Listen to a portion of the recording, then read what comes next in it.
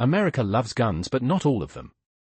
Some firearms were just too powerful or too controversial for lawmakers to ignore, whether it's due to their military origins, capacity, or innovative design. These guns have been banned, restricted, or heavily regulated. In this video, we'll take a closer look at 10 controversial firearms that are either banned, heavily regulated, or simply out of reach for most civil civilians and the reasons behind it. Let's get into it.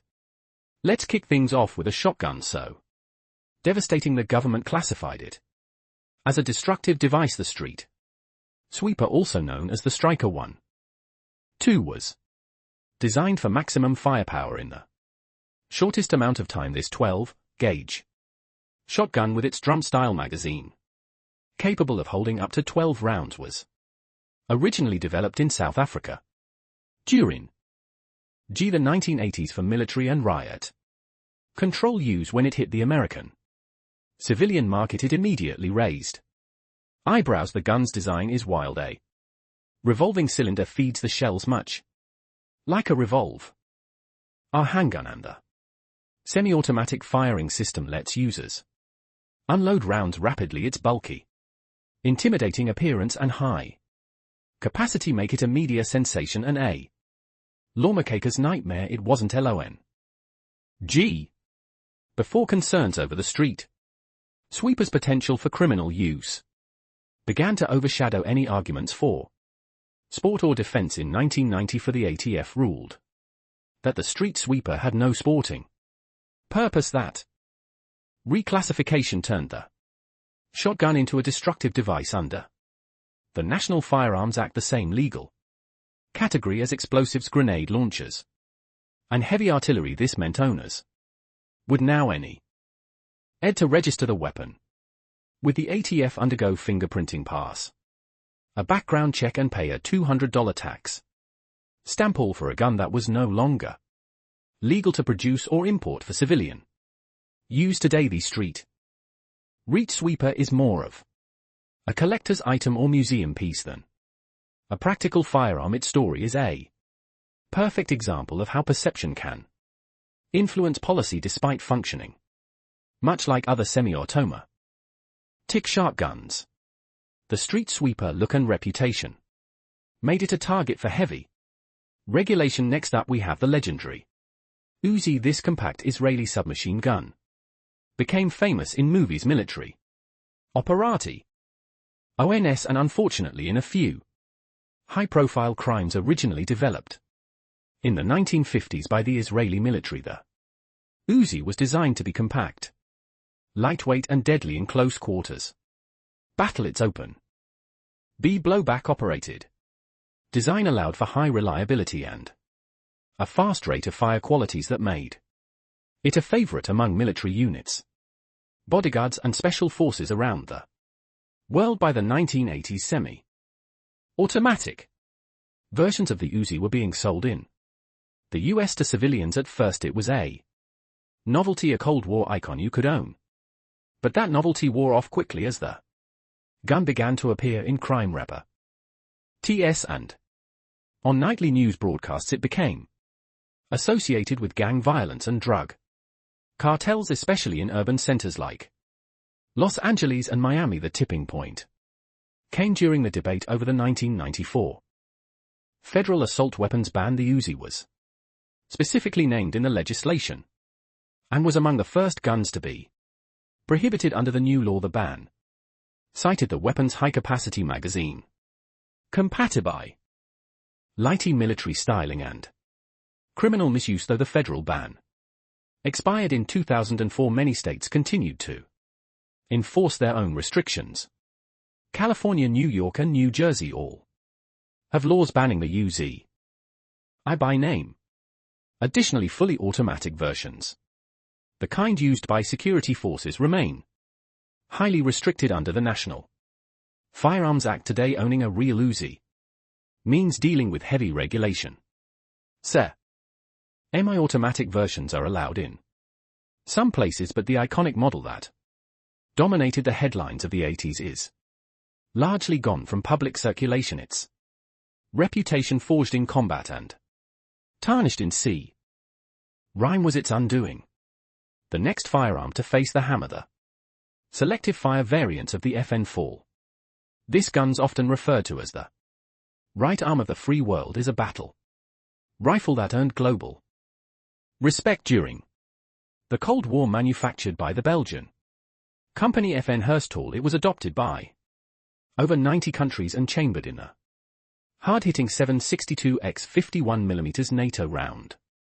Semi-automatic versions of the FN Fall have long been available to American civilians, but selective fire versions, those capable of fully automatic fire, are heavily restricted under the National Firearms Act of 1934 and the Hughes Amendment to the Firearm Owners Protection Act of 1986. Any newly manufactured machine guns, including the full auto FN Falls, are banned for civilian ownership, adding to the difficulty. Certain models of the FN Fall were also targeted during the 1994 federal assault weapons ban based on features like pistol grips, flash suppressors, and detachable magazines. Though the federal ban expired in 2004, several STAR tests still enforce similar bans today. Owning a pre-ban FN Fall with full auto capability is a rare privilege, reserved for those who went through the lengthy NFA process before 1986. As for everyone else, only modified or semi-automatic versions are accessible, and even then state laws may block them. The FNA stands as a symbol of military might, now mostly relegated to history, books and private collectio. NS at number 4, we have one of the most infamous handguns to ever hit the US market. Designed by Intra, the Tech 9 gained notoriety for its aggressive styling, high capacity magazines, and frequent appearances in crime-related incidents during the 1980s and 90s. It was chambered in 9mm and could accept extended magazines of 20-32 or even 50 rounds, though it operated as a semi-automatic. The Tech 9 was easy to convert to full auto with the right modifications, which made it a favorite among criminals and a constant concern for lawmakers. The Tag 9's turning point came with a 1994 federal assault weapon ban, which specifically named it due to its high profile in shootings and media coverage. Even before the ban, certain states and cities like California and New York had already outlawed the gun. Entry attempted to skirt the ban by rebranding the gun as the AB-10, removing some of the offending features, but the stigma stuck and the company eventually folded. Today the Tech 9 is banned or heavily restricted in many jurisdictions, and owning one legally can be a paperwork nightmare. It remains a symbol of 1990s gun violence, a dark chapter that led to sweeping reform. Next up on the list is the Franchi PAS-12, one of the most iconic combat shotguns in modern history, manufactured by the renowned Italian gun maker Franchi starting in 1979. The SPS-12 was designed as a dual-mode shotgun capable of switching between semi-automatic and pump-action operation. With the flick of a lever, this made it incredibly versatile for a variety of tactical situations, allowing users to switch to pump action for low-hour rounds or stay in semi-auto for rapid fire, chambered for 12-gauge shells and boasting a rugged militaristic design.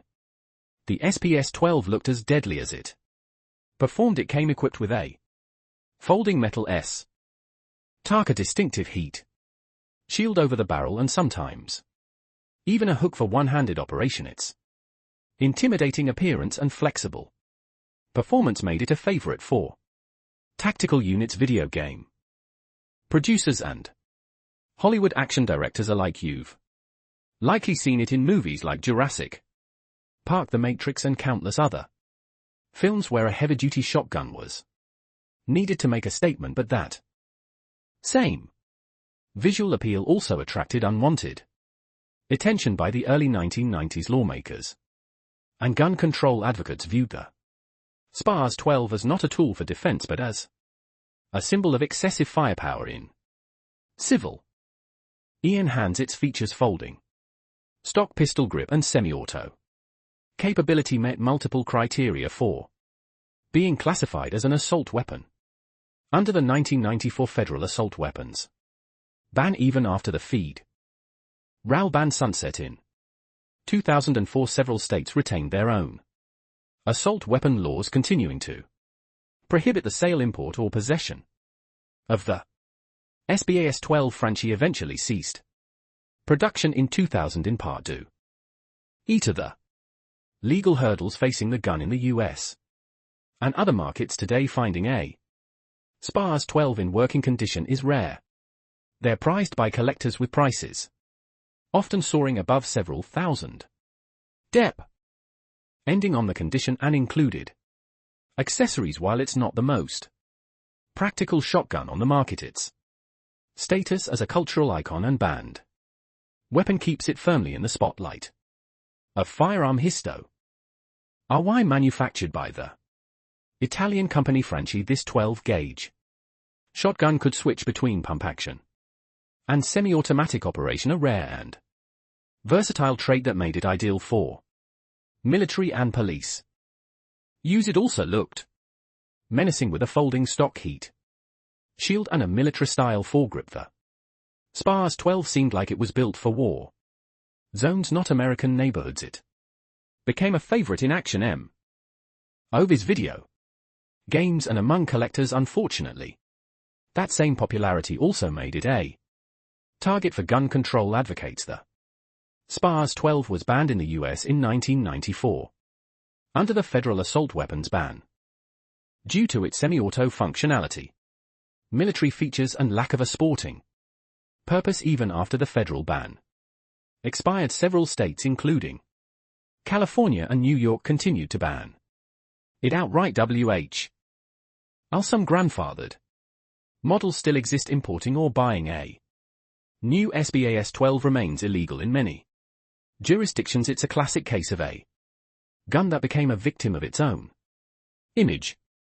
And number 1, no GUN is more legendary or more tightly restricted than the Tommy gun. The Thompson M1928 submachine gun with its distinctive drum magazine and vertical foregrip is a symbol of both war and organized crime. Originally developed for World War I trench warfare, it gained fame in the 1920s and 30s as the weapon of choice for both lawmen and gangsters. Al Capone, John Dillinger and Babyface Nelson all used Tom Y guns. During the Prohibition era they became synonymous with bank robberies, shootouts, and bootlegging, but they were also used by the military during World War II, where they proved effective in close combat. The Tommy gun's criminal reputation led to major policy changes. The National Firearms Act of 1934 didn't outright ban it, but it imposed strict regulations, registration, background checks, and a $2.00 tax, which was a fortune at the time. Later, the Firearm Owners Protection Act of 1986 prohibited the sale of new machine guns to civilians, freezing the supply. Today only pre-986 fully automatic Tommy guns are legal, and they come with a steep price tag. You're looking at $30 to $50. 000, not including paperwork and wait times.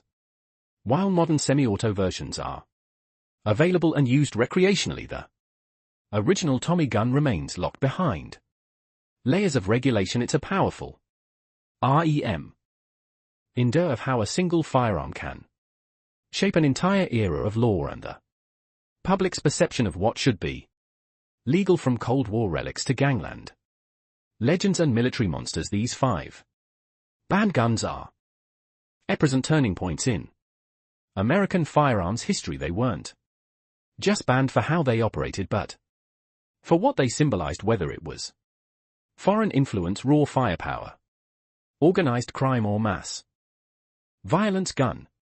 Laws in the US continue to evolve and, with each major event, whether it's a war, a crime wave or political upheaval, certain weapons find themselves under scrutiny. The guns on this list might be locked behind legal walls now, but they still cast long shadows over the national conversation. Want to see a part 2? Let us know in the comments below, and if you found this interesting, don't forget to hit that like button, subscribe for more survival and gear content, and ring the bell so you never miss a video. Gentlemen, allow me a moment to show you something quite miraculous. You just show us our money. F52 cards. Pick a card. We ain't playing no game. You've got the drop on me. You'll get a hoot out of this. Come on, Earl, just pick one real quick. You know how I like magic, or keep the gun on me. Got to train right on them. No tricks now, don't let me see it. Show your associate. Commit the card to memory. When you're ready, put the card back in the deck. Keep your gun on me. It's very good, Earl. Now T. Here's no way I can know what your card is because I didn't see it yet. Come on, let's go with a shuffle and a cut. Miraculously, your card, that ain't his card. You ain't no magic man, that's not it. Hold on.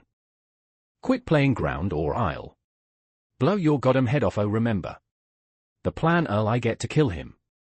You didn't let me finish. Your card was the King of Hearts, right? Is this your card now? You see that? W.A.S. Worth it, wasn't it? That was kind of good. Pretty good, that was. You just killed my brother. Should I kill you? No, please. Would you like to see another magic trick? No.